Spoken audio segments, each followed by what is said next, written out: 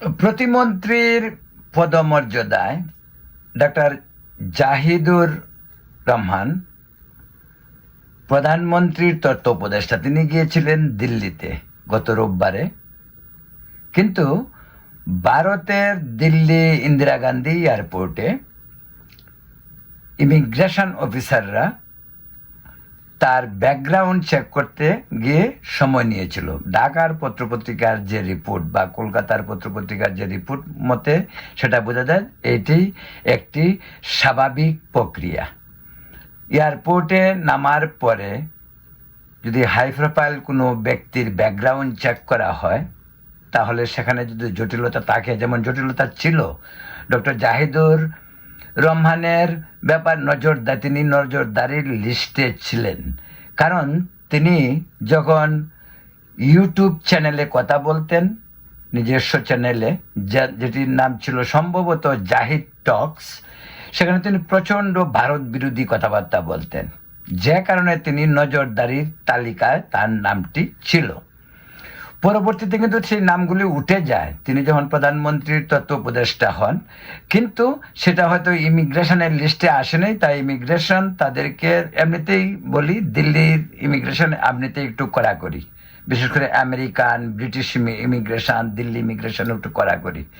আমেরিকাতে এই ঘটনা ঘটে, প্রতিদিন ঘটে। ওই যে বলিউড বাদশাহ শাহরুখ খানকে দুবার আমেরিকায় নিউ ইয়র্কের জেএফকে বিমানবন্দরে অনেকক্ষণ আটকিয়ে রেখে জিজ্ঞাসাবাদ করেছে।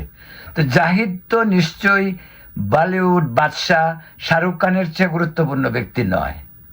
এখন জাহিদুর রহমান যদি মনে করেন যে উনি গিয়েছেন কিন্তু স্বাভাবিক পাসপোর্ট দিয়ে, তিনি ডিপ্লোম্যাটিক পাসপোর্টও নিয়ে যাননি, তিনি স্বাভাবিক পাসপোর্টে গিয়েছেন, উনি যদি মনে করেন যে ইন্ডিয়ান ইমিগ্রেশন ওনাকে লাল গালিচার সম্বর্ধনা দেবে, সেটা অসম্ভব। উনি কে?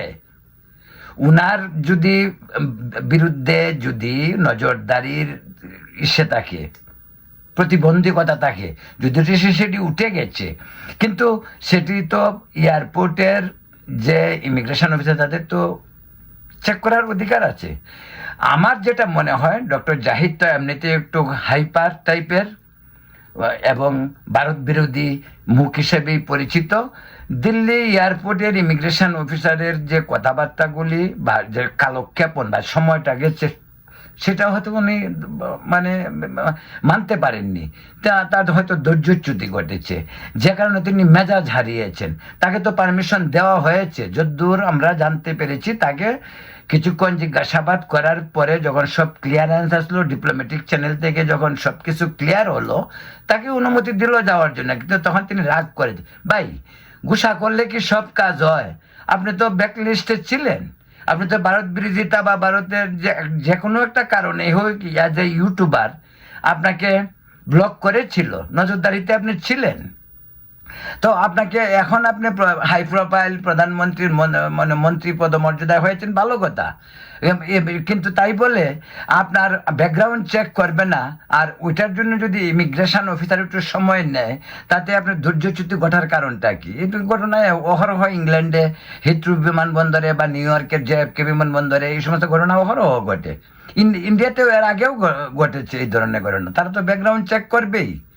তো এইটাতে আপনি মেজাজ হারাবেন একেবারে, বিষয়টাকে আমি বলছি যে বিষয়টা অনাকাঙ্ক্ষিত, কিন্তু তাই বলে তারা ব্যাকগ্রাউন্ড চেক না করে আপনাকে ছেড়ে দিবে। আর আপনি একটু আশা করে আসবেন কেন যে আপনার জন্য ওখানে লাল গালিচা, রেড কার্পেট তারা বিছিয়ে রাখবে? এটা তো হইতে পারে না।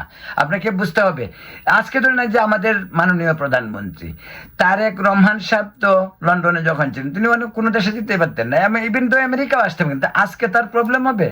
আজকে তার প্রবলেম নাই, পৃথিবীর যে কোনো জায়গায় যেতে পারবে। সেইগুলির একটা প্রক্রিয়া, পলিটিক্যাল ইস্যুতে এগুলি হয়।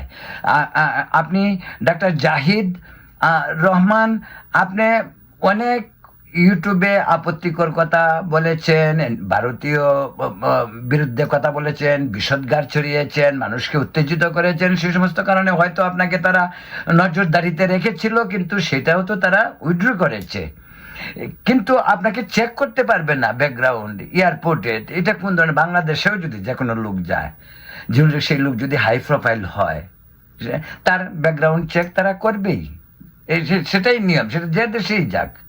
আমি বললাম কিছুক্ষণ আগে, বলিউডের বাদশাহ শাহরুখ খানকে একাধিকবার আমেরিকার বিভিন্ন এয়ারপোর্টে জিজ্ঞাসাবাদ করেছে, অনেকক্ষণ, ঘন্টা 2-3 ঘন্টাও পর্যন্ত বসিয়ে রেখেছে। জাহিদ সাহেবকে তো তা করেনি। জাহিদ সাহেবকে জিজ্ঞাসাবাদ করেছে, প্রশ্ন, উনি ধৈর্যচ্যুতি ঘটেছে, ওনার মেজাজ হারিয়েছেন। তাই বলে ভাই সব জায়গাতে তো এগুলি হয় না। আপনি কোন বঙ্গের যে একেবারে লাট, আপনি দিল্লি গেছেন আর আপনার জন্য লাল গালিচা বিছিয়ে রাখবে? এটা হইতে পারে না। আপনি প্রথম ভুল করেছেন, নর্মাল পাসপোর্ট নিয়ে আপনি গিয়েছেন। দ্বিতীয় ভুল করেছেন, ডিপ্লোম্যাটিক চ্যানেলে আপনি আগের থেকেই বিষয়টা যোগাযোগ, কারণ আপনি ভালো করেই জানেন যে আপনি ভারতের নজরদারিতে এবং ব্ল্যাক লিস্টে ছিলেন।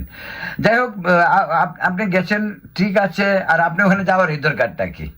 ওটা ইন্ডিয়ার ওয়াশান রিম অ্যাসোসিয়েশনের একটি কনভেনশন।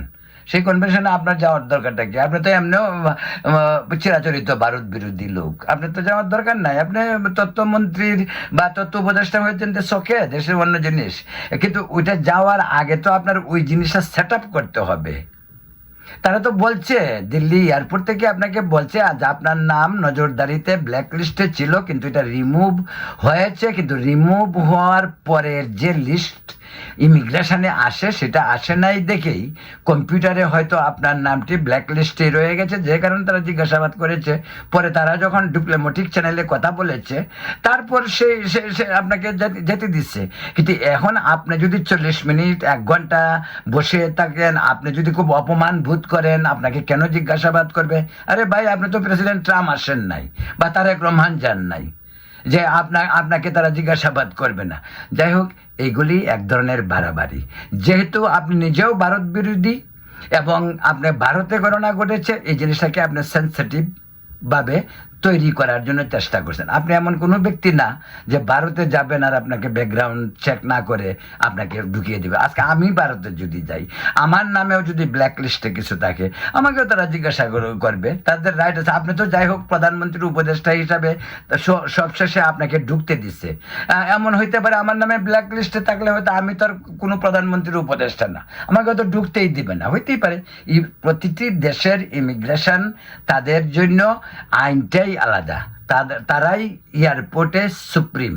তারা কাকে ঢুকতে দিবে, কাকে দেবে না, এটাই সম্পূর্ণ তাদের উপর নির্ভর করে। এমনকি আরেকটি ইনফরমেশন বলি, আমেরিকাতেও বা পৃথিবীর যে কোনো দেশে ঢাকা থেকে ভিসা ইস্যু করার পরেও প্রতিটি এয়ারপোর্টের ইমিগ্রেশন অফিসারদের এরকম রাইট রয়েছে, ভ্যালিড ভিসা থাকার পরেও তাদের যদি সন্দেহ মনে হয়, তারা সেই ভদ্রলোক হোক আর ভদ্র মহিলা হোক, তাকে দেশে ফেরত পাঠাতে পারে।